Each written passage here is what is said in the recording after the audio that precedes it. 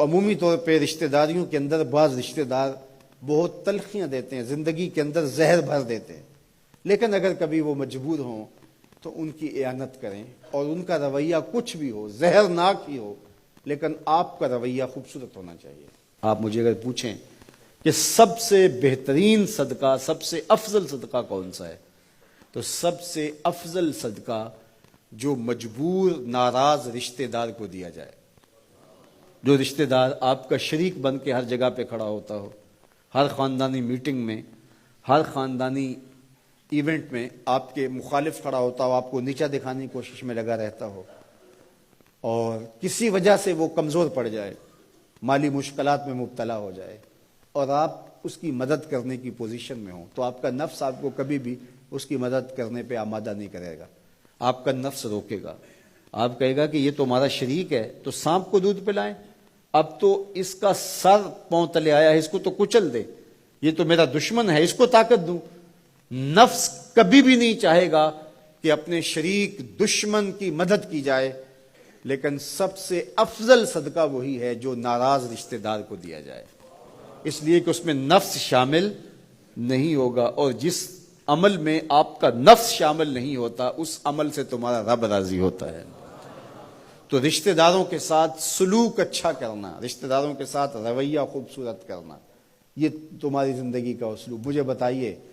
اہل مکہ نے، حضور کے رشتہ داروں نے حضور کے ساتھ کیا سلوک نہیں کیا تھا؟ اوجریاں ڈالیں، کانٹے پھینکے، راہوں میں گڑھے کھودے، اذیتوں کے پہاڑ کھڑے کیے، اور کیا کیا مصیبتیں نہیں تھی۔ حضور شہر مکہ سے چلے گئے مدینہ المنورہ۔ اب جب فتح مکہ ہوا تو حضور جب تشریف لائے تو ناقہ پہ سوار ہیں، تو اب یہ تھر تھر کانپ رہے ہیں سارے رشتہ دار حضور کے، برادری کے لوگ۔ انہیں پتا تھا کہ آج ہمارا آخری دن آ گیا ہے، اور اگر بڑا بھی رحم ہوا تو کم از کم ہمیں شہر بدر تو کر ہی دیا جائے گا۔ اب حضور تشریف لائے، سب کو جمع کیا، کہا کہ بتاؤ میں تمہارے ساتھ کیا سلوک کروں؟ تو انہوں نے کہا کہ آپ کریم باپ کے کریم بیٹے ہیں، ہمیں آپ سے اچھے سلوک کی توقع ہے، اور ان کو توقع یہ تھی کہ ہمیں قتل نہ کیا جائے، شہر سے نکال دیا جائے۔ تو آقا کریم نے فرمایا اذهبوا انتم الطلقاء، جاؤ چلے جاؤ، میں تمہیں معاف کرتا ہوں۔ اور آج تم سے وہی کہتا ہوں جو حضرت یوسف علیہ السلام نے اپنے بھائیوں سے کہا تھا، لا تثریب علیکم اليوم، جاؤ چلے جاؤ، تم سارے آزاد ہو۔ اور حضور نے سب کو معاف کر دیا۔ معاشرے کے کمزور لوگوں کی حضور علیہ السلام مدد کرتے، ان کا بوجھ حضور اٹھا لیتے۔ دکھیوں کا، کمزوروں کا، لاچاروں کا بوجھ اٹھانے کا مزاج پیدا کرو، لوگوں کی ضرورتوں کو پورا کرنے کی کوشش کرو، اپنے کندھوں پہ بوجھ اٹھاؤ اور ان کا بوجھ ہلکا کرو، یہ مزاج پیدا کرو۔ یہ تمہارے نبی علیہ السلام کی سنت ہے۔ وہ چاہے تمہارا دشمن ہی کیوں نہ ہو، لیکن اس کا بھی بوجھ کم کرو، اس کا بوجھ اپنے ذمہ لو۔ جس کا کوئی کمانے والا نہیں، معذور ہے، اپاہج ہے، لاچار ہے، زیادہ بچوں کا بوجھ ہے، اور ذرائع آمدن تھوڑے ہیں، تو آپ کثیر العیال لوگ ہیں جن کا کوئی مددگار نہیں ہے، آپ ان کی مدد کرتے ہیں، ان کے کام آتے ہیں، آپ ان کے لیے کمائی کرتے ہیں۔ یہ بات ذہن میں رکھیے، کمائی کرتے ہوئے 3 نیتوں کا استحضار رہنا چاہیے، 3 نیتیں آپ کے ساتھ جڑی رہنی چاہیے، تو آپ کا کاروبار، آپ کا رزق کمانا بابرکت ہوگا۔ اگر چوتھی چیز جڑ گئی تو آپ کے کاروبار میں، آپ کے رزق میں پیچیدگی آنا شروع ہو جائیں گے۔ سب سے پہلی نیت آپ کے ساتھ یہ جڑی ہو، عموماً ہم سب کے ساتھ یہ نیت جڑی ہوتی ہے، اور وہ یہ کہ ہم اپنی ضروریات کو خود پورا کریں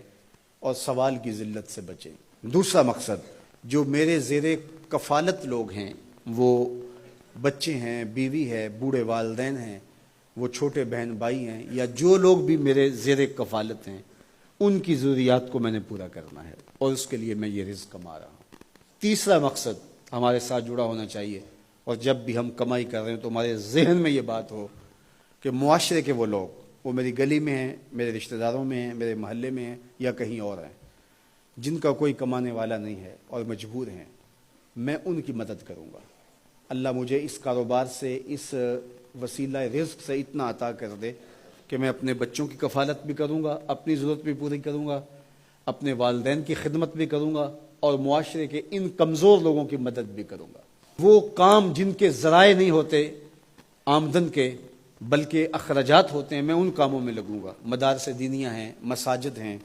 اور دیگر ایسے کام ہیں، میں یہ خدمت کروں گا، اس لیے میں کما رہا ہوں۔ تو یہ رزق بابرکت ہوگا، اور آپ بیٹھے اپنے دفتر کی کرسی پہ ہوں گے، تمہارا رب تمہارے نامہ اعمال میں ثواب لکھا رہا ہوگا، فرشتے نیکی